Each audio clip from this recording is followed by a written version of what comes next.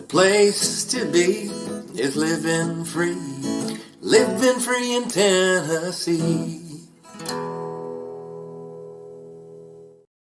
Welcome to Living Free in Tennessee, where we talk about building the life you choose on your terms. Today is Monday, September 8th, 2025, and this is episode 1079 of Living Free in Tennessee.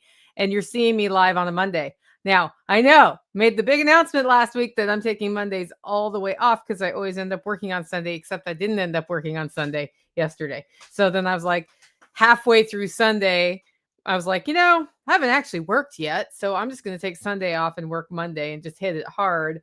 And I did. And a lot of you saw some pictures coming out of the kitchen as I didn't work on Sunday. So happy Monday, Pip and Eyes. And Margot, welcome to the live stream. So today we're going to talk about, what are we going to talk about? Let's talk about what we're going to talk about. We have our usual Monday segments. And yeah, well, Pip and I's. Yeah, so much for Monday off. I did take yesterday like all the way off, except for I found 41 coffee mugs in my house. And so I had to have an intervention discussion about how many coffee mugs one woman should have in her house. But other than that, things were pretty good. And it actually set me up pretty well for today. So it was, I've been on it all day. I've been on a real high today, just like hitting it hard. Anyway, but what we're going to talk about is the homestead revenue stack and how that relates to burnout and avoiding hard work. By which I mean to say not that you can set up your homestead so you don't have to work. It's the other thing. Don't use avoiding burnout as an excuse to avoiding hard work, because anytime you're building the thing for your life, you end up doing hard work. So we'll talk a little bit about that today. So Jody, welcome. Good to see you. That was a live stream welcome, by the way, for those of you on the audio podcast. Okay, the other thing we're going to do is our usual segments. So we'll go through sponsors, tales from the prepper pantry. I don't have a weekly shopping report or fruit. Well, no, I have a frugality tip this week. So that's all that we're going to cover today. And as always, we'll talk about our featured event. Now, you may think you know what today's featured event is, and you would be wrong unless you read the weekly mail that went out like, I don't know, an hour ago or so. And it talked about this. It was the East Tennessee Homesteaders Alliance Festival. So the East Tennessee Homesteaders Alliance Festival is near Knoxville. It's not too far from Knoxville. And that's in Tennessee. And it's Friday and Saturday coming up. That's September 12th and 13th in East Tennessee. Tickets are not very expensive. And it's a really good chance to see some great speakers. I know Carrie Brown from Strong Roots Resources is going to be there. Billy Bond is going to be there. You're going to see some good folks. They've got vendors. They've got food. It's going to be a good time. And I'm actually excited. Last year, I was a little sad I missed it. And it was just not at a time in my life where I could spend extra time at a festival. Well, with some of the changes that Tactical and I've made here in the last few months, I'm taking Friday off to go to the festival. So he's hijacking my show on Friday, and I'm going to go to the East Tennessee Homesteaders Alliance Festival. If you want to get tickets, go to steveandsandy.com/festival. That's been the best link I've found for it. There are tons of links to the East Tennessee Homesteaders Alliance Festival this weekend. You can always just Google it too. I've got a link in the description of the video, as well as a link in the show notes if you're listening to the audio podcast. I hope to see you there. I will be there Friday. I'm sure I'll have my hat on. And so just look for the lady in the cowboy hat. Oh, wait, it's a homesteaders, a festival. You're probably going to see more than one lady with a cowboy hat on, but I'll be there. And I'm looking forward to seeing some friends and meeting some new faces and just checking out that festival. It looked like a lot of fun last year, and I think it's going to be fun this year as well. I also want to thank two sponsors today. The first sponsor is Discount Mylar Bags. I was just talking to Toby. We're trying to get him out to Self-Reliance Festival to see if we can make that work for him. And so we'll see. Hopefully he'll be there. But they do long-term food storage supplies, and they source in bulk and pass on those savings to you. Find out more at discountmylarbags.com. They are the providers of the Hollow Roast coffee bags, just so you know. Also, Agris Tax Advice is our second sponsor for today's show. Now, he has developed, so if you're like, hey, I want to start a business, what are tax write-offs about? How do I do all this stuff? Blah, blah, blah, blah, blah. go to agristaxadvice.com/LFTN, download the free guide. Pretty sure you get to give your email to him for that. And then you'll end up on his weekly email, which isn't every week, but it's almost every week. And it's always a useful snippet. And it's not going to be super salesy and in your face, by the way. I really appreciate those emails. I read them every time he sends one. But you'll get a guide that you can read that helps you kind of get oriented on some of the things you may want to take advantage of as a business owner. If you're an existing business owner, you should also download that guide in case you missed something. I think it's important to get the advice of advisors, but as a business owner, you want to have the overview of what's what, right? So it's not just like, I don't really know how the finances work. Like, you want to know how the finances work. So definitely do that. Agros Tax Advice also provides a service where you sign up to get audited, basically not audited like IRS audited, but he'll look over how you do your tax returns, look all the places your money's coming in, and then suggest to you ways you might want to structure yourself to take advantage of the tax code. That means you have to give him the information to look at, which for me meant I got a lot more organized in how I tracked finances before I even talked to him. So that was a huge benefit for me. I've been working with Matthew for a few years now. Check it out, agristaxadvice.com. And I know that last year he was also doing tax filings for people, like your tax return for businesses. I don't know if he's doing that again in 2026 for the 25 year, but I bet he is. So, but the thing about that is, if you want to be on the list of people who get their taxes done by him, you need to talk to him sooner rather than later. That's just the way that goes. So, like waiting until it's time, it's too late at that point. Okay. With that, it's time for our first segment of the show, which has been in place since 2016, because this was probably the first segment I ever started, Tales from the Prepper Pantry. This is where we talk about storing what you use and using what you store. And I want to talk about this. So, Tales from the Prepper Pantry. The reason I started calling it that is Mark, who lived here at the time, joked that I had a prepper pantry because I had all these supplies put aside and I had a rotation that I did. And he called it the prepper pantry. I have not found any examples of it being called a prepper pantry before that time. And then I started this segment, Tales of the Prepper Pantry. And then I started seeing in the last year or two people using the term prepper pantry everywhere. So I would love it if y'all can find something earlier than 2016 where it's like coining that phrase. Let me know, because I think that Mark coined it and that we made it happen through the LFTM podcast. Am I wrong? I don't know. I don't want to take credit for something that's not true, but just saying. So this odd idea that you should store what you use and use what you store is how you build a real pantry. And when we moved to the country out here, I quickly realized that going to the grocery store took a really long time, and eventually just started, because by virtue of not having stores nearby, not having the convenience, started planning the pantry better. And then also I started eating more seasonally because it was based on what grows here or what I could source locally, because really the move here ended up being my move towards better nutrition in the United States, because I had experienced good nutrition in Germany. And I realized when I came back to the United States that there's something wrong with our food system. And this is like high-end groceries at the store, not as good as basic food I could just get in Germany. And so I realized I needed to know more than it was organic at a place like, I think it was New Seasons or something that I went to in Portland, Oregon. But, Whole Foods, those sorts of things, they aren't as good as just the basic stuff you can buy. And then I realized, like, vegetables that have been harvested, the sooner you get to them, the better. That's almost more important than how they were raised, but also nutrient density is super important too. So I've learned a lot since that time. But the one thing that's remained the same is, like, right now I'm eating fruit. I don't usually eat fruit. Fruit's in season. I'm eating it. It's in season. And then it's not going to be in season anymore. And I'll be eating a lot of meat this winter. So I've been sort of adjusting my diet based on what's coming off the land. But also in the pantry, this means that I'm filling it up at this time of year. We're actually getting sort of to the end of the fill it up season, and then we're about to transition back into using it up. And over the years, what's happened is what I store has had to change. And so it's important to ask yourself every once in a while, Is there something in my pantry I haven't used for a year or two? Why is it there?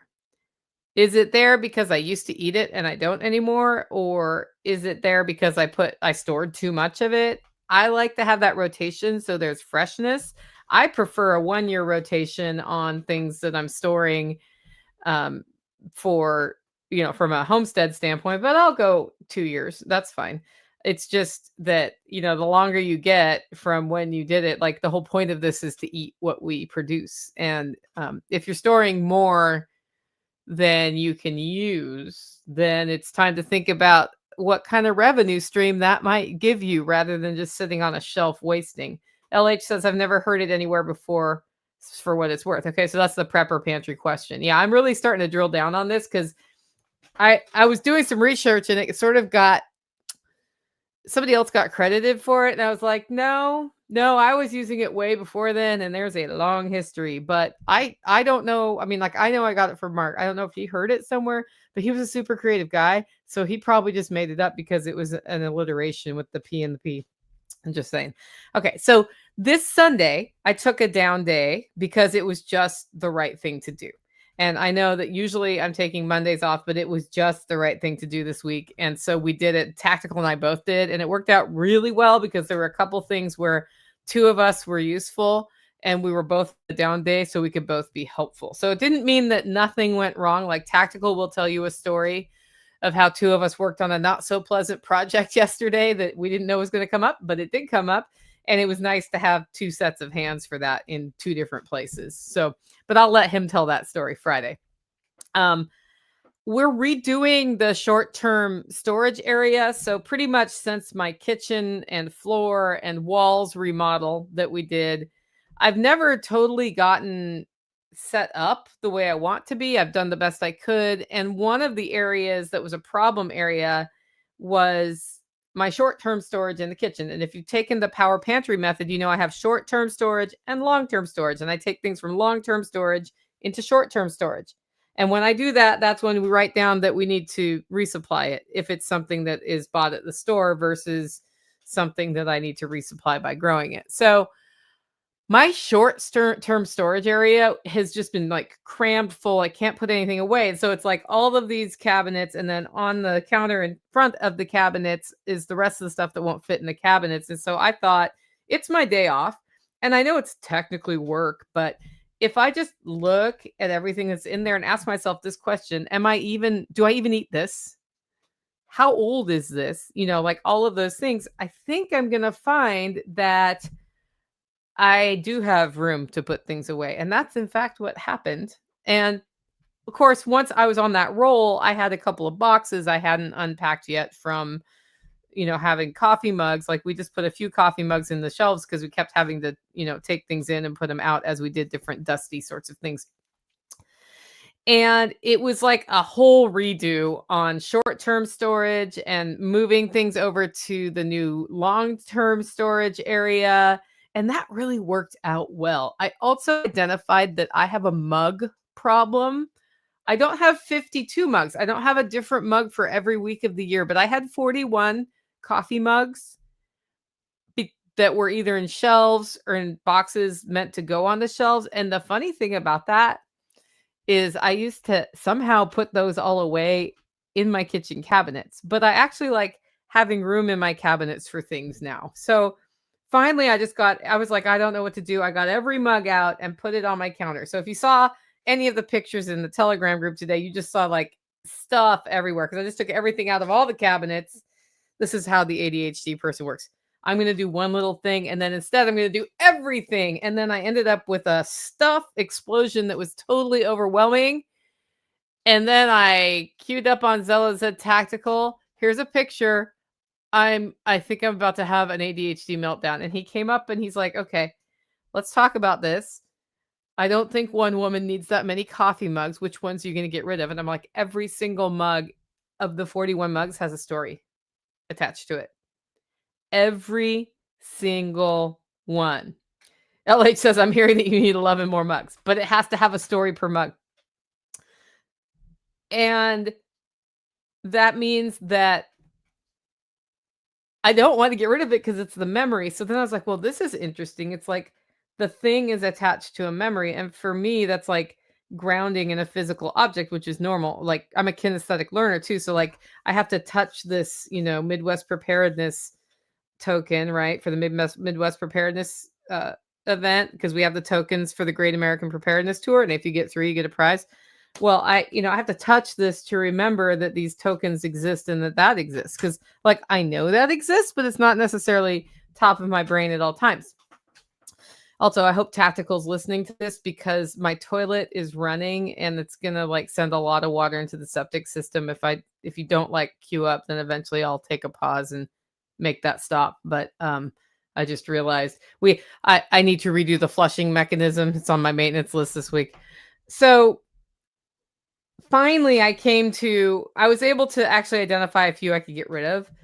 And I actually could get rid of all of them, but it's like turning into a weird introspective emotional thing. But what I did do was divide it up into sets of 9 mugs, 4 sets of 9 mugs, and put those in different boxes and stored 3 of them in long-term storage. And I have 1 box out. And yes, that means I have a few extra mugs around, some of which I'm getting rid of. So that was my solution. So once a month I can switch the mugs out. And then if I don't like doing that, I'm going to have to make some more decisions about coffee mugs. But the good news is my short-term storage has actual empty spaces. So when I go harvest all the chocolate mint, I can actually put a jar of chocolate mint in there to make tea with. And I don't have to go like running to long-term storage every time I want a cup of tea. Right. So get that. I was able to get up a food plan set up for the week, which is good. Like between now and Self-Reliance Festival, the meal plan is the foundation around which things function here. Because as long as I know in advance what's happening, I can take the steps as we go. And then I don't end up at like 6 o'clock going, oh crap, I didn't cook anything. And we usually eat at 6:30. And now what? And that includes if I'm harvesting stuff outside to bring in. Like there are days when I have more space in my schedule. Monday is not one of those days, especially like Monday when I work, it's not. And I also I choir on Monday night. So there's like a hard cutoff. So Monday I always try at this time of year to have something that's just reheat it and eat it. So we're having we had chili last night. We'll either have chili again or the stew from the night before that. So don't know which one of those, but they're both reheatables. So yeah, Jenny says, I do blends in short-term storage, single things in long-term. Exactly. That's what Tactical kind of does. I have some single things in short-term storage, and I will make a few blends as I get into, I usually do a monthly blend for tea, but I haven't for the last few months. It hasn't been a priority. I've just been sort of blending as I go. Also, Jenny, can you telegram Tactical and tell him my toilet's running so I don't have to get up in the middle of the show? Please. Or anybody could just put on, the LFTN group that Nicole's toilet is running. That would be extra funny. We've had some hijinks over there as it is anyway. If you saw the Monday mail, you know what I'm talking about. So, I also am making a lot of progress on air potatoes, just on how to cook them. But I got an email or a text from Margot, or maybe she posted it on the group. And she pointed out something about air potatoes and Chinese yams. These are local Tennessee terms for the plant. And I will get the Latin name for the plant from Carrie. If Carrie's on here, he could just put it in the show notes, or when he hears it later, he could just send me an email. There is a plant called Chinese yam and air potato down there that is not the same plant, and it can get you sick. And this brings up a point. Whenever I talk about wild edibles, I usually do talk about this. I just didn't on Friday. What people call like the layman's term for the plant is not always the best way to identify it if you're wanting to learn about it from a wild edible standpoint. Meaning that what they call an air potato in Florida may not be the same thing they call an air potato here. And if it's edible here, it may not be edible there. And she pointed out the ones in Florida can make you sick. The video she sent was awesome, and I haven't watched it. So I don't know if it's awesome. The concept is awesome, and I'm sure it's awesome because Margot sent it, and I am watching it after the show. But it's it compares the two things we're talking about and talks about this very issue. So it's always nice to have somebody local to check in with on wild edible plants, and then do what Margot does when you hear something interesting on a podcast like mine. Go, I'm going to look at this myself. Like, what do they look like? Where are they at? And I know when I was doing my original like drill down into the air potatoes is that there were a multitude of different plants, and I really had to drill down. Margot says Chinese yam is the same all over, but there's a plant called air potato, also has different Latin names. Okay, so, and I'll end up writing a summary on that based on the video and some other stuff as I sort of go down the air potato track, because apparently air potato is a Tennessee nickname and you shouldn't go make yourself sick by eating the wrong things. But yeah, and then the Chinese yam, you can eat the tuber too, which I haven't done yet because it seems like it's not quite the time of year to do that. But I'm super curious about those as well, because I suspect, as invasive as that vine is here, that they would be another Jerusalem artichoke like thing that you can just like cook and use in the winter, and they store sort of quote unquote in the ground if you know where they are and what they look like. So I now hear that Tactical's in the house, but I don't know if he knows that my toilet is running. So progress. I will give you guys an update if I hear that the toilet isn't running, just so you know. So other than that, because of doing all that pantry stuff, I built a to-do list of things we need to harvest for winter tea. And that includes passion flower, which we found all the ones we could in the holler. There are probably some more around. Michelle Trippy, if you're listening and you have passion flowers still on your vines, I could use like about a quart jar worth of those dried, just in case you feel like selling them to me. Let me know. So yeah, there you go. Jenny texted him. He's here dealing with the situation. It's a wiggle handle situation. I need to buy a part at the store for that to be a permanent remedy. But I know everybody was worried about my running toilet at this point. I just didn't want all of that water going into the septic system for a whole hour. I've actually run the pump dry once because that thing was running. And so I've known this was an issue for a while. So yeah, Margot says my passion flowers are late this year. None yet. Oh yeah, we've got maypops there. But what we had happen is that where the passion flowers grow, the sheep were just there and they really liked them. So they ate them. Okay, next up we have the frugality tip. And this isn't really a frugality tip, but I thought I'd put it here because Margot is involved. Yeah, I got the thumbs up on the toilet's not running. He should have just popped in on the podcast and said hi. So I hear feet. Is the toilet running, Tactical? Not now. Yeah. I think it's just a chain. Were you amused when Jenny texted you about that?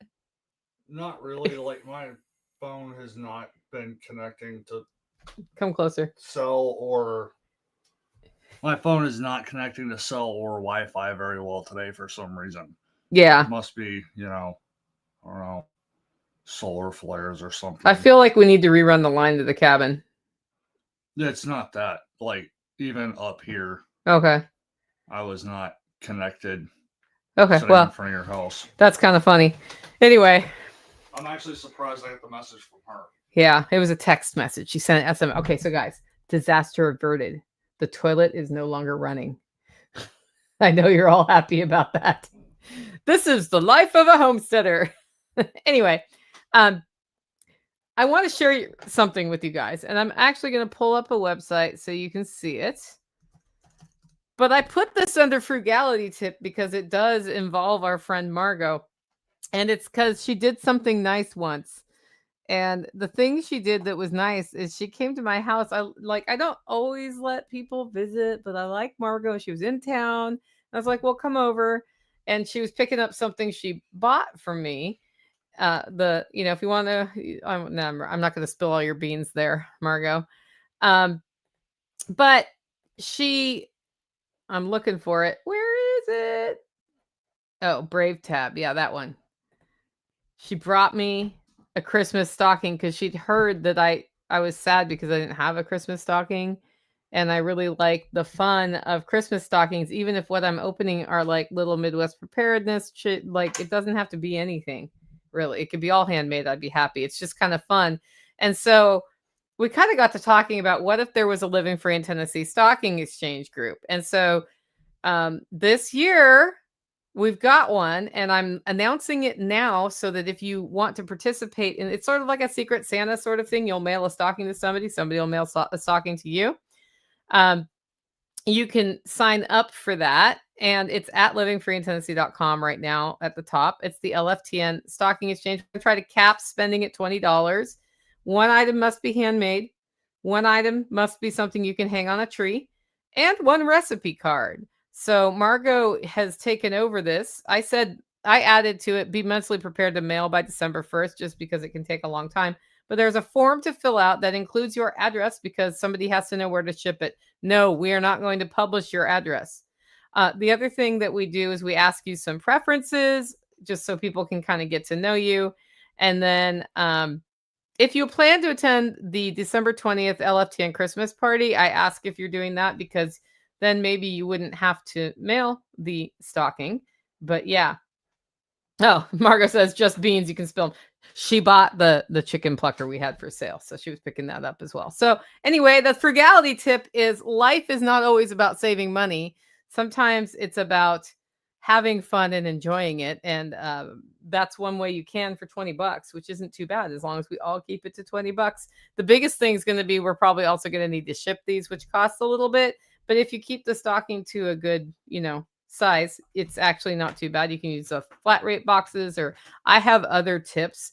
I might be able to set it up so that we use my shipping system to give people labels, Margot, which gets them about 40% off shipping, which is actually kind of nice. Although around Christmas time, there is the Christmas time surcharges in effect. So anyway, I just wanted to bring that to everybody's attendance. Next up, attention, not attendance. It's like I'm a school marm all of a sudden. So I'm wondering if my head is addled today because I went to pour my second cup of coffee. I walked into the kitchen. Also, Margot says in all caps, I am really excited about the stocking exchange. Yeah, I didn't want to announce it, Margot, and have them email you. I was like, we need a forum. There's a spreadsheet. We're either going to get like 4 people. It is what it is, or we're going to have a lot of people, and then it's easier to coordinate. So anyway, if you sign up, you'll get entrance to a super secret, that's not so secret Telegram group where we can talk about stocking idea things with each other without calling people out. But I'll probably start bringing up topics there about, if a person was really into football, what would be some ideas of things you could make, like stuff like that. So it's not like obvious who's asking the question. I'll ask the question, or maybe Margot will ask the question, and it will just sort of be generic to help people figure it out. I think it's going to be a lot of fun. Anyway, Operation Independence, where we talk about bringing up local ongoing revenue into our lives and also avoiding the need to pay a guy when it makes sense. So this one is an interesting one. It's sort of an esoteric one. So Tactical and I have been working on this project. We've been working on this homestead together for years now. And also we've been working on the new Holler Hub project together.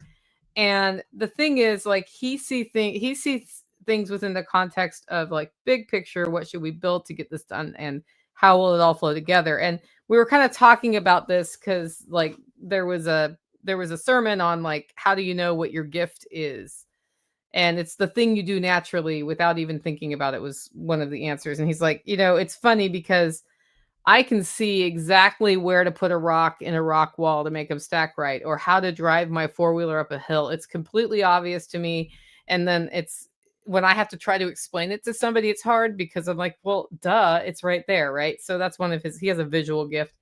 And we were sort of talking about those two things, but it segued into, in order to make this project more accessible to people, there are some things that need to happen as regards how we organize our stuff together here. And that is to say, things cannot just be under Taj Mahal all the time. And I am not saying it's his fault, because I like literally you can go out there and see my pile of cardboard from me doing a bunch of sorting and other things. So, but I was like, let's look at the choke points, because everything that's piled under Taj Mahal is an example. It's not a huge bunch of stuff, by the way, but it's an example usually of something that's not working right. Like in my kitchen, where I couldn't put my short-term storage away because there was a bunch of old stuff in there that didn't need to be in there that I don't even use anymore. And we have some of that going on here. And I said, like, I could help with this situation if I knew what the system is, you know. So if I'm walking along and I see a random step-in post that fell off his four-wheeler, for example, I put it in the place where one would expect to find a step-in post. And, and if we both agree on the system, then it actually works better than me hiding the post somewhere where I think it should go, for example. And so we've tried, especially with the sheep supplies, it's a little frustrating because we've got reels, we've got wire, we've got medical equipment, we've got step-in posts. There's like all this stuff. And for him, it's nice to have easy access to it from the four-wheeler because he's loading the four-wheeler, heading up the hill or doing something. And the other thing is, if you just put it on a shelf, things get tangled. So like there needs to be a rack. And so we started talking about this. And I was like, here's what I'm thinking. Because it's not about, I don't care if the four-wheelers are parked under Taj Mahal. It's totally fine. Like if we have an event, we can back them out, whatever. Or, if somebody walks up and sees a four-wheeler at a homestead, and they're offended by that, they can go away because you're not going to get along with my homestead at all if that's the case. And I said, but when there's like different reels and all of this stuff under there that you're using for the sheep, it's hard to figure out how to have, it doesn't feel tranquil. So I was like, so let's just use that as an example of something that maybe the system's not working well. Like, how do we get a system we both can tap into? Because then understand, I am in full on scatter mode and he is a very linear thinker. So we think about things and we organize opposite. Actually, when we align on stuff, it works great. But when we don't, it doesn't. So I was like, hear me out. What if we had a place for the lawnmower, all the garden tools, the weed whacker, and it was not under my carport, which is kind of where it is. And it sort of gets like, it's hard to get to because my car is there and blah, blah, blah. How would that be? Because then it'd be one space. And he's like, well, the best way to do that is to put a carport in front of the cabin and then I can just organize it there. And I was like, yeah, but that's like the $20,000 solution. I'm like, how about we build a little building, little pole barn that they can fit in? And so we got to talking back and forth, and ultimately we aligned on a couple of things. This relates to income for a reason. It is not in our budget at this time to build the best solution. And so we've been building the best solution every time we can. This time, as we talked about it and went back and forth, it kind of boiled down to, yeah, we could set up a pole barn for yard and sheep stuff. And then there's some sheep stuff that has to be climate controlled. So that'll be in the prepper pantry, which is more, it's not climate controlled, but it's not going to freeze. And we could build it. I was originally going to use the roofing that was left over from base camp, but that just sold today. But we can build it where we're planning to put a woodshed, and we can build it in a way that it can be used as a woodshed, so that when the time comes that we actually redo the roof and put the carport in on the cabin, we haven't wasted the building of that building, but between now and then it becomes the dedicated space, easy to drive up to park the things, easy, like it can set up the system for all of the supplies for the sheep, and it's not $20,000 to do that. Like I have to buy some roofing. He was talking about getting, like using cedar to make posts so like do the pole barn with cedar, not like buy anything. So we'll document the process as we get into it, but aligning on that was a big deal for the budget because we have been leaning so hard into doing things the right way that the budget's tight because we've done a lot of things the right way. And now I'm like, we need to get some things done that we get done. So that's one. And then two, it's actually kind of cool because he's like, before we do that, these two things need to happen. And he told me these two things I didn't even realize were in his way. One of them is actually pretty easy to do. and the other one is less easy to do, but not impossible. And all of it is like it's the cork in the bottle, like it's taking the cork out. And what I find is when there's things like that around, they are having a much bigger impact on success and on efficiency than we realize they are. So anyway, that was really cool. And then the second thing is we sold the roofing that came off of base camp, which there was a lot of back and forth about if we should even sell that or not. Because I was like, well, it's a lot of roofing we could just use. But finally, we were like, if it sells for this price, then we will sell the roofing. And if it does not sell for that price, then we won't. Then we'll use it for something. But we have a lot. We've sort of like standardized on some color schemes for here and base camp, and they're related. And one of those is that all the roofing one color long term is what I want to have happen here. As well as some paint colors that we use. So that makes it easier every time you need to touch something up, and you don't have to have like 90 cans of paint. That doesn't mean anybody who buys their piece of homestead land in the holler has to adhere to the color code. Not that kind of thing. It's just me for my stuff, color code, easier. And so that means I can put the right color roof on what's going to become a wood storage shed, but will become a yard area, like yard storage for now. So that was really cool, but it also brought in cash.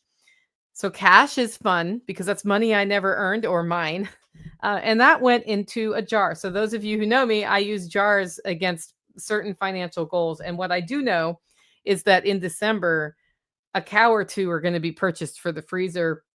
And, like last year I bought it through the company, and then we bought half a cow with our own money, and then the other cow and a half through the company, and then either bought it from the company when we needed to, or I mostly used that for serving food at events, right? So a lot of the food we ate was from those cows, which is why I bought them, because I think more volume goes out to the event food than to us for a year, by the way, interestingly enough. So that means that we have the start of our cow buying cash pile for the year. So hopefully we can build that up. And I just find like having that jar, like when I need tires, I actually do start a tire jar. It might actually be a exhaust system repair jar. We're not sure yet, but the Subaru sprung a loud while we were on the road this weekend.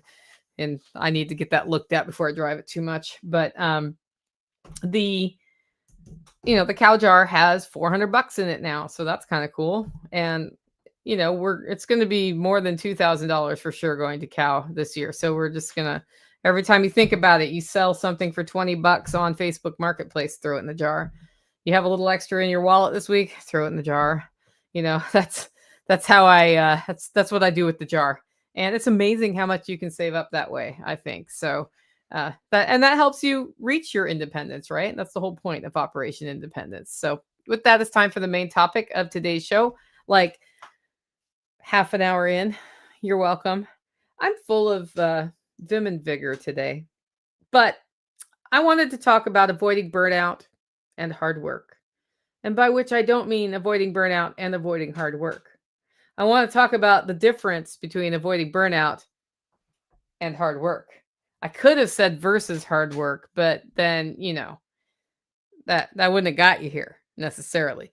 So I really got to thinking this. I've been being very purposefully quiet on my walks, and like even trying to get whatever song is playing in my head out of my head so I can really see what's going on around me and sort of hear what thoughts are happening. And I've been pairing that with journaling every day, twice a day, as I drill down on pushing the vision forward of what we're doing here, as well as just prioritizing time so that I find the balance, right? The balance between working hard and burnout. And as a result, I've been starting to give talks on, building abundance and not burnout. That's what I'll be talking about at the Self-Reliance Festival, October 4th and 5th, as well as at Jack's. And those are going to be two totally different presentations, same title. That's what happens. I've already given one by that title, but they're all sort of around this concept of, setting yourself up so that you aren't just burnt out all the time, because I think it's important to work hard to build your life. But there is a point where you're not getting the result you should because you've pushed to this place that's unhealthy. And it's hard to explain that difference, especially it's like there's two kinds of people, the people who are just there all the time, and then the people who don't work hard. And so like when I'm talking to the don't work hard people, I don't even want to tell them that there's a thing called burnout, right? Because it's like you got to get up and do something, man. But then for the burnout people, I want to give them a way to give themselves permission to get the reset so that they can see when you get the reset, you get more done. And something I've built into my life is recently is I'm reading. So I read the Bible in the morning now for about half an hour every morning. And then I read a book. Still was finishing The Fourth Turning. So I have this like everyday extended reading thing that's happening. And it happens every day. And I make sure it happens every day. And like, okay, so rarely do we miss it. But that happens, like, I'm not sure it'll happen at SRF. Let's just be forthcoming about that. But it's something I prioritize. And I realize it's like when you make space for the thing, it happens. Just like the walk, because then I go for a walk. The walk happens, and as long as I get all of that done every day, the rest of the day happens great usually. Like things go wrong and whatever, and sometimes I'm really tired and sometimes I scream or whatever, I stub my toe, but basically making that space is important. And it's all about like, I made the space for the thing that's important. And I bring this up because there's something you talked about in the last week that you said, I wish I had time to do that, but I don't. But you do. You do. Right. So, and I don't mean a specific event at a certain time. I mean, like, I wish I had time to eat right, but I don't. But you do. If you have time to brush your teeth every day, you get that done. How come you're not getting the other thing done? Right. Okay. So the answer is because you're not choosing to, or you're choosing other things over it. And, some of those things may involve actually paying your bills and not being homeless. And so, yeah, actually that's a better priority than cooking a from scratch meal every day because you won't have anywhere to cook it. So I get it. So, but from the abundance versus burnout standpoint, if people come to that talk, or if you come to these shows to hear how not to work hard on your homestead or on your business that you're building or on your life and still be successful, you've come to the wrong place, my friend. And even reading the 4-hour work week is not going to get you there. So I've been talking a lot lately about the need for rest and recovery and reset. And part of that is that here is where my friends come to get a reset, interestingly enough. Here is where I'm able to give myself burnout pretty bad, but I also get a reset here if I do it right. And I realized that hard work is part of homesteading. It just is. And burnout's a different thing than hard work. And so the question that we're kind of talking about today is what's the line between those two, right? That's what you want to know. A lot of people have been really hesitant about getting out and about lately. And, we always sort of, okay, so from the perspective of an event coordinator, I was talking to Sandy about this. It's like people seem really hesitant. She's like, yeah, they do. I don't know why. And I'm like, well, maybe it's budget. Maybe it's, it could be all sorts of different things. And as I'm talking to people, they're like, I'm just so tired, Nicole, that the thought of dragging my butt to an event is too much. I was like, well, that's interesting. What else aren't you doing? Well, I'm not even I'm trying not to go to the grocery store. I'm trying not to do anything. I just need to do nothing. And I'm like, well, that's a sign of burnout, isn't it? And those stories of burnout are really common at this time of year on the homestead because everything, it's like there's a rhythm to homesteading. It's like lighter at certain times of years and heavier at certain times of year. We're at the heavier time of year. And I was like, yeah, but people I was talking to this about, by the way, were at my meetup. So they did get out and they were like, man, I got a real reset by being here. And I was like, well, that's interesting. So your very instinct to not go do something completely different and out of your element is the thing that gave you a bit of a reset. And that thing is why I took yesterday all the way off, by the way. I was like, I know I'm taking Monday off and I can just work really hard today and then get my reset Monday. But what's going to happen is I'm going to feel pressure on Monday about getting all the word out about all the things, and especially with Self-Reliance Festival coming up in 4 weeks. You know, I'm going to be not working, but I'm going to be thinking about work the whole time. So why don't I just do all the things today, take the rest now and then do all things, today, Monday. So, the stories of burnout are vast coming from y'all. And the people who seem to be getting through it best are figuring out how to get a true reset. And some of that looks like going off site and doing something else. Some of that looks like handling something like that thing I did with my short-term storage was my reset. I know that sounds crazy, but everything worked better today because I did that one thing and also dealt with 41 mugs, right?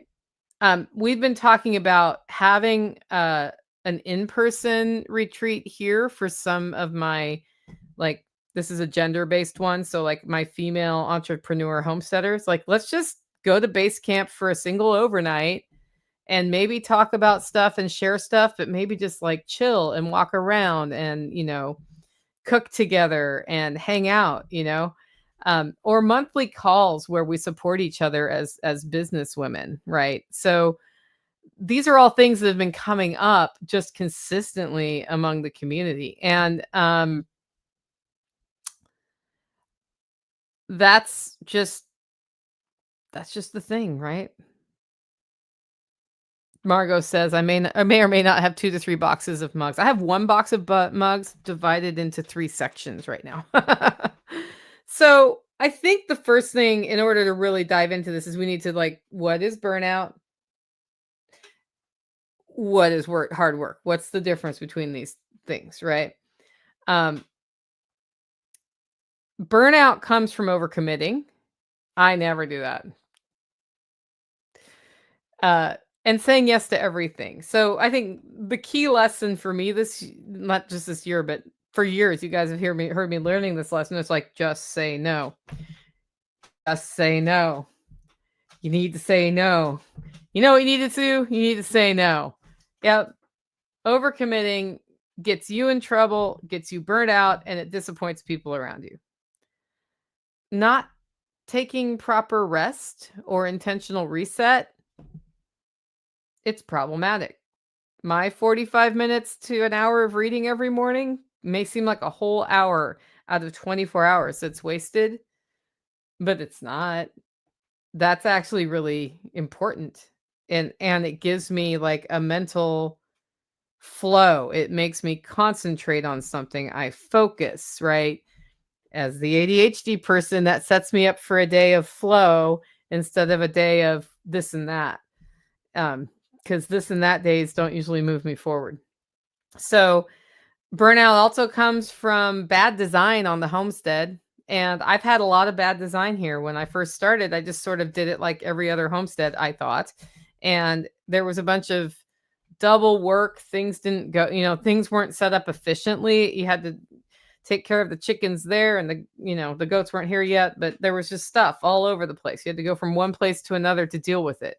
I ended up with a pig suddenly that just showed up one day. Stray pigs happen in the country, guys, and I couldn't find its owner. So suddenly we had a pig, that sort of thing. And it really can lead to burnout. And some of that's the jury rigging thing we do, right? Which is I'm using what I have to deal with this situation. Well, everything's cobbled together with baling wire and a prayer. And sometimes that fails. And sometimes all of it fails at one time. And sometimes just after one thing, like you end up spending so much time dealing with it that just doing it the right way, which is done a lot of things the right way here recently, avoids that thing. Not tracking stuff. That's something I'm guilty of. I hate doing clerical work.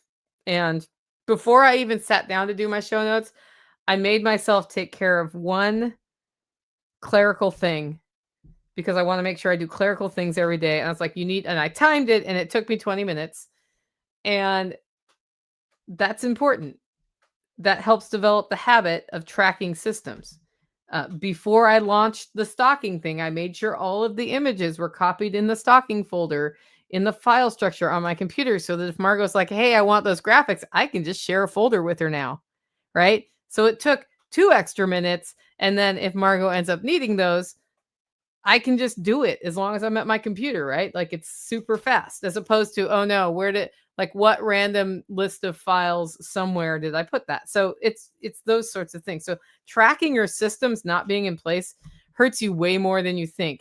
However, how do I get stuff done so fast? Sometimes it's just because I do it all and I don't track it. Well, then I have to go back and defrag that unless it's a one-time deal, right?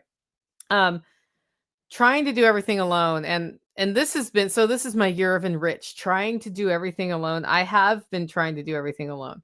For the Holler Hub, this is the irony of this situation. The Holler Hub will only be successful with a strong community component, which is why we've been doing more classes and meetups.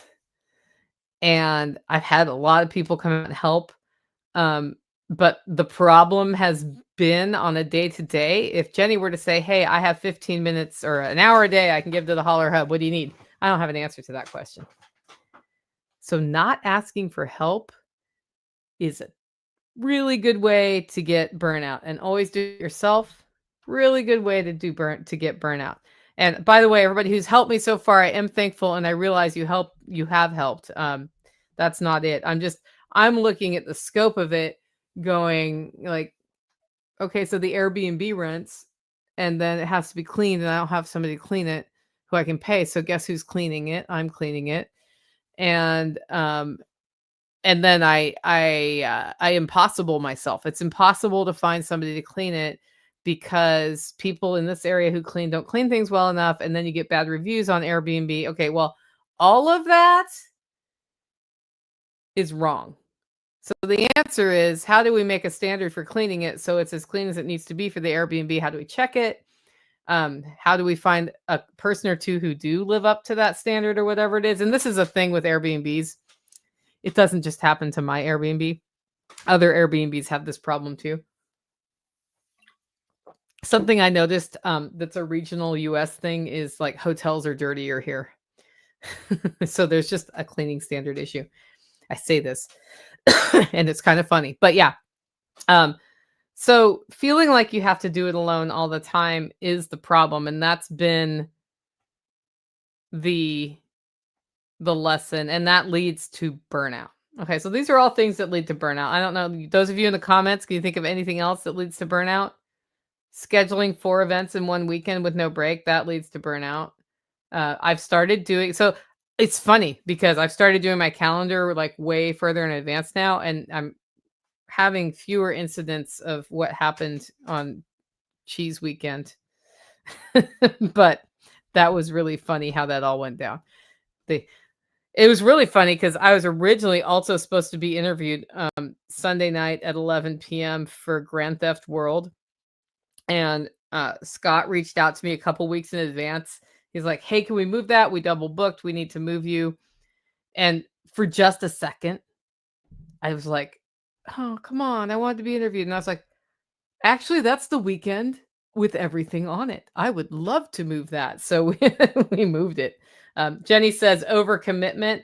Not liking what you're doing can lead to burnout because then you're trying to do other things to get out of what you're doing. And then you still have to do what you're doing. And then those other things maybe don't get done in a way that can bring you out of it necessarily. And then you're screwed. Then you're stuck doing 2 things or 4 things. Yeah, that's a big one. So, okay. So then what is hard work? Design makes things flow, but it doesn't remove the work, right? If you design... Oh, Margo says overthinking and overcomplicating the little things. Yep. I find when I'm overthinking and overcomplicating things, it's because a little voice in me is saying, I don't want to do that. And usually that little voice is saying, I don't want to do that because I'm already overcommitted and it's one more thing. And so now I've learned when that little voice is saying that and somebody says, you know, what would be really good here is blah, blah, blah. I listen to them, I talk about it, and I consider it. And I take a little time with it because sometimes what they're suggesting actually would make my life easier if we just did it. But to get it done, I have to stop doing something else, and then I have to figure that out, and it's up to me to figure that out. So that is definitely a way to build burnout into your life. So the first thing is on your homestead or in your job, design for your future. Design for future you. Future Nicole is going to be happy that I saved the files for Margot in a place where I can just share a Dropbox folder. That's right. You can hack my Dropbox and get the stocking images, or you can just steal them from the website, right?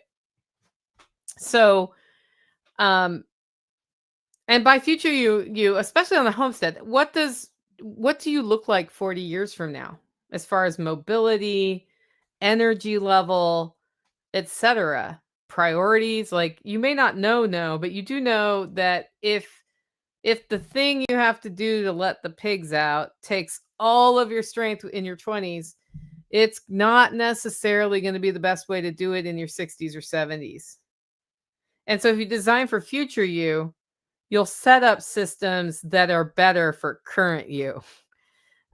Example of this is we've got a rabbit hutch placed above a raised garden bed. Now, Tactical's been working his butt off, making this little area in front of the rabbit hutch, and it's almost done.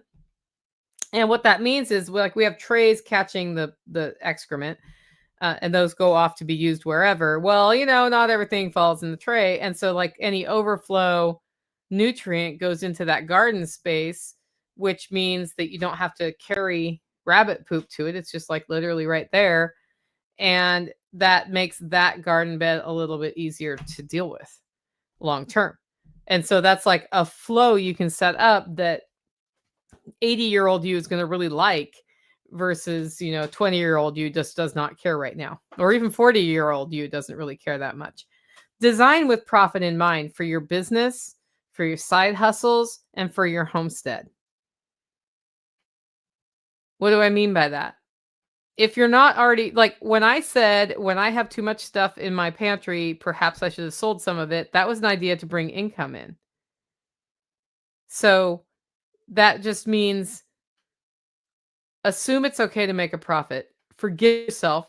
Go start making a profit. Go sell the things. Sell them for what they're worth. Maybe they won't sell. Maybe they will sell. But if you start bringing money in as you get to the point where maybe you don't want to do some of the things you're doing, like a day job, or you don't like what you're doing and you're trying to transition, and there's money there. Or when you retire, maybe there's a revenue stream there that you would not have otherwise had because you designed with profit in mind. It also avoids the $4 million chicken problem, which, there's a lot of jokes on the internet now. It's like, it has a picture of goats and it's like, my first step to bankruptcy. Yes.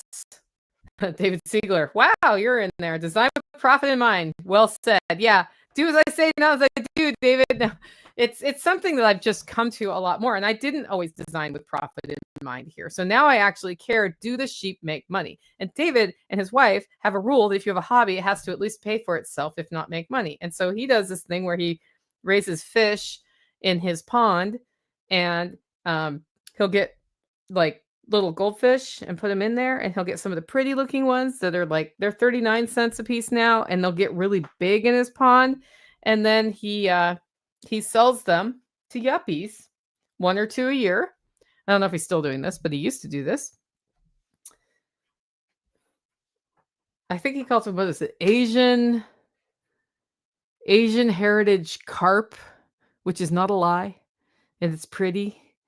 And if you get $150 for that fish, you just like paid for all the fish food for the year, right? So that's what I mean by design with profit in mind, is knowing this is my intention with, like, when we have sheep for sale, we sell them at market rate, and it's based on what we're putting into it, but it's also because we want to keep the systems going, right? So anyway, tracking matters, and it avoids wasted efforts. And I think Jen said something.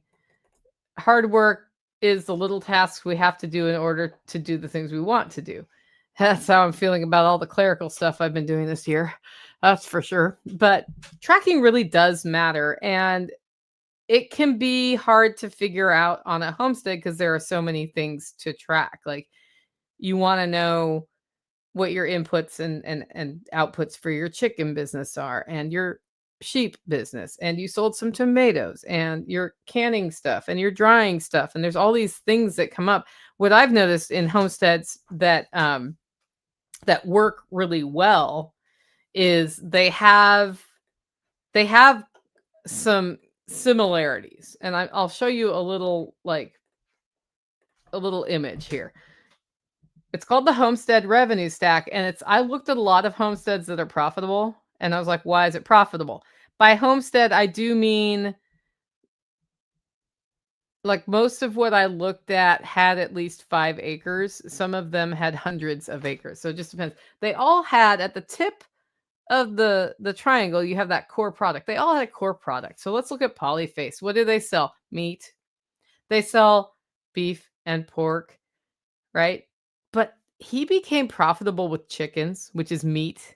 Do you know what they don't spend a lot of time doing? I don't know why that just unshared. They don't spend a lot of time. Did we freeze? Anyway, you guys will tell me in the comments if we froze. They don't spend a lot of time hawking flowers or vegetables or anything but meat. Do they grow vegetables? Yes. Do they grow rabbits? Yes. Do they grow flowers? Yeah, if you go to an event there, you'll see all these awesome flowers in little, mason jars or whatever. Their core product is meat, and they acknowledge that. And then they've added a service layer, right? Joel Salatin will go out and talk about how to grow meat. He will write books about it. That's the next layer, something scalable. Books, once you've written them, if they keep selling, keep bringing revenue in, and it gets bigger and bigger. Their meat has scaled too over the years, by the way. And then the biggest one is your community ecosystem. And from the homestead standpoint, this is super important, because if you're growing meat and you find somebody who is really good at butchering the meat, you don't have to butcher the meat anymore. You can work with them, and they get prosperity too, because they get paid to do the butchering. Well, likewise, if you find somebody who cures the meat into delicious sausage, again, you've got another community ecosystem. What if you find somebody who's really good at growing vegetables and doing a farm-to-table dinner with all of it? Boom. More. So you see how that goes. And from there, you have little add-ons. That little add-on arrow, like, sometimes you have an add-on, like we are using oregano to keep weeds from growing in cracks between rocks on the rock wall. And that, as a result, I have a bunch of oregano for sale that I have carefully dried and packaged that people can buy. And you will get more flavor from my oregano, which is organically grown on a regenerative homestead, than you will get from oregano at the store. Why? Because it's fresher, and it was raised better, and it was handled right the whole time. That's an add-on. But sometimes that add-on is somebody else's add-on, and that's all okay. Your community comes up with add-ons you didn't even think of. Like, when we started talking about the Holler Hub, Jenny's like, I think it's really cool to do like a week-long retreat where we're doing, some somatic work and all this other stuff. And I was like, that's an add-on. That's all her. She should go for it, right? That's how that works. And so when I'm talking about, it's hard work, it's okay to have that. That's hard work. But that's how you set up the life you like. And if you design it around things you love doing, you're way, way, way happier. So tracking matters, and setting up systems makes you have less friction. But at the end of the day, your animals still need care every day. You still got to figure out a way to get the feed from where the feed is to where the animals can get to it if they're grain eaters. You got water lines that got to be put in place to make your life easier. Harvests need to be preserved. Got to make the salsa, guys, because if I didn't make the salsa, you wouldn't get your chips and salsa when we have meetups, and then you'd be sad, right? Yes, you would. So there's fencing to repair. There's fencing to run. All of those things have to happen. So that's the difference between burnout and hard work. So I think that the game changer is the add-on, though, and embracing the community element of what we're doing. That's why I think you should go to the East Tennessee Homesteaders Alliance Festival on Friday and Saturday, because you will find people there. You will learn things there. You will learn something from somebody you never thought that was a problem that could revolutionize your entire world. And yeah, it's not my festival, but it's her festival, and I want it to do well because she's part of the community ecosystem. And when she does well, we all do well. And when you go to an event like that and make the relationship you need to, I think that's super important. So, I think the important thing to remember is burnout is one thing, hard work's another. If you're looking to get rich quick with no work, just keep buying the lottery tickets, man. That's probably your best bet there. But if you're willing to take a step at a time every day, remember that what you make space for is what you create for yourself. And I have spent many years making space for chaos, and I have gotten a lot of chaos as a result of that. So smart designs, add-ons, and marketing all can work together, and they're all hard work. And to keep it from tipping into burnout, it's important to build your reset in. That's all I can say. And a reset it's what you put your priority on as the reset. Like, I get a little reset every day when I do my morning reading. I get a little reset every day when I go for my walk. And every day I don't go for my walk, I'm like, I didn't go for a walk today. Sunday, I did not get a morning walk in. The schedule did not allow for that. But I did get an afternoon walk in all the way up to the ruins and back. So I got a hike in, which was even better. It was an even better reset. And then I had to face 41 mugs because a woman like me needs 41 mugs. Really, guys, the grind is real and it's necessary. And it's not even bad. Like, when we stay busy like that, it's kind of good for us because we don't have all that time to get in trouble. I know getting in trouble is fun, but you know what I mean. But structure turns into momentum. And I think that's the important lesson about not burning out, but definitely putting the hard work in, because hard work is baked into homesteading. It's baked into starting a business. And I think it's baked into having, like, I just feel more satisfied when I know I've put in a good day's work on whatever it is I'm working on. There's no escaping it. Even if what I've worked on is hiking my butt off for an overnight backpack, like, if I've done a good job, I'm like, yeah, we got here. The camp is up. I'm making water purified from the spring and it's going to be awesome, right? Burnout comes when that work isn't designed well or isn't supported, or when we have overcommitted. The homestead revenue stack shows how you can make your effort count, I think. And it gives you some ideas of what other places can I get revenue from. And I think whether it's an add-on that's coffee or a somatic retreat or an Airbnb rental or whatever it is, the same work builds abundance instead of exhaustion when it's part of your system. So think about your system this week. How is your system working? Where are the bottlenecks? When you feel frustrated, what's the thing that's making you frustrated? And then step back and look at it. And is it as simple as taking an afternoon to look at your 41 mugs and redo your short-term storage so that everything flows? Or is there something bigger there, right? Is there the need to bring in your CFO friend to get your tracking different in QuickBooks so that it all actually gives you a report that means something? I don't know. Only you know the answer to that. But I know that you can get your resets built in, and you can work hard, and you can be successful. With that, if you like the show and want to support the work I'm doing here, you can do it in 2 ways. 1, get your coffee at hollerroast.com. 2, consider becoming a member. Head over to livingfreeintennessee.com to find out more. With that, guys, go out